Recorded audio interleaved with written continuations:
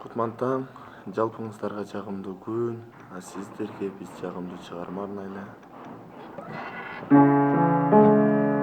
Жаш элек шайыр